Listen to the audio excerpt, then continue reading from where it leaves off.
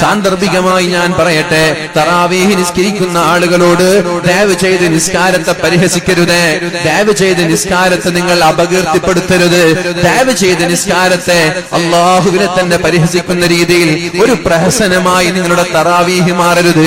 അനാവശ്യമായി വേഗത കൂട്ടരുത്. എന്തേ പരിശുദ്ധമായ റമദാനിൽ തറാവീഹ് നിസ്കരിക്കാൻ ഒരു 10-15 മിനിറ്റ് കൂടിപ്പോയാൽ എന്തേ?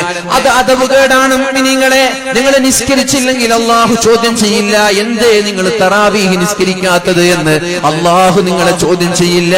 അത് നിർബന്ധമായ ഫർളല്ല മുഅ്മിനീങ്ങളെ. നേരെ മറിച്ച് നിസ്കരിക്കാൻ വേണ്ടി പള്ളിയിൽ പോയി തുമഅനീനത്തില്ലാതെ അതിന്റെ ഫർളുകൾ ചെയ്യാതെ ഫാത്തിഹ പോലും പൂർത്തിയായി പാരായണം ചെയ്യാതെ അമിതമായ വേഗത്തിൽ നിങ്ങൾ തറാവീഹ് നിസ്കരിച്ചാൽ അതിനെ റബ്ബ് ചോദ്യം ചെയ്യും. നിസ്കാരത്തോടുള്ള അദബുകേടാണ് എന്ന് മനസ്സിലാക്കണം. തിരക്കുള്ളവർ നിസ്കരിക്കേണ്ട, തിരക്കുള്ളവർ കിടന്നുറങ്ങിക്കോളൂ. തിരക്കുണ്ടെങ്കിൽ നിസ്കാരത്തെയല്ല നിങ്ങൾ കുറയ്ക്കേണ്ടത്, വേഗത കൂട്ടേണ്ടത് നിസ്കാരത്തെയല്ല.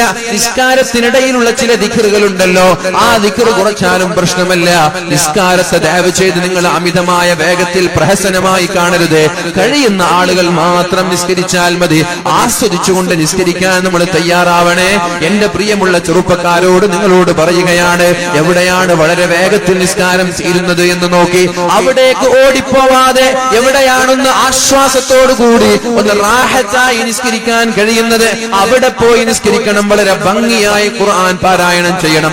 ഫാത്തിഹ പാരായണം ചെയ്ത് കഴിഞ്ഞാൽ നിർബന്ധമായും മുഅ്മിനീങ്ങൾക്ക് ഫാത്തിഹ ഓതാനുള്ള സമയം ഇമാമുമാര് കൊടുക്കണം. വെറുതെ ഒരു കടപ്പാടായി, വെറുതെ ഒരു ബാധ്യതയായി തറാവീഹ് നിസ്കരിച്ച് തലകുത്തി മറിഞ്ഞതുകൊണ്ട് ഒരു പ്രയോജനവും നമ്മൾക്കില്ല. അതിനു പകരം അല്ലാഹുവിന്റെ ശിക്ഷ വരെ ലഭിക്കാൻ അത് കാരണമാകും. കാരണം നിസ്കാരത്തിനൊരു മര്യാദയുണ്ട്, ഇബാദത്തുകൾക്കൊരു മര്യാദയുണ്ട്. ആ മര്യാദയെ ചോദ്യം ചെയ്യുന്ന രീതിയിലുള്ള നിസ്കാരം നമ്മുടെ ഭാഗത്ത് നിന്ന് വന്നു പോയാൽ അത് അപകടം തന്നെയാണ്. അതുകൊണ്ട് സൂക്ഷിക്കണമെന്ന് ഞാൻ സാന്ദർഭികമായി പറയുകയാണ്. ഇത് കഴിഞ്ഞ് തഹജ്ജുദ്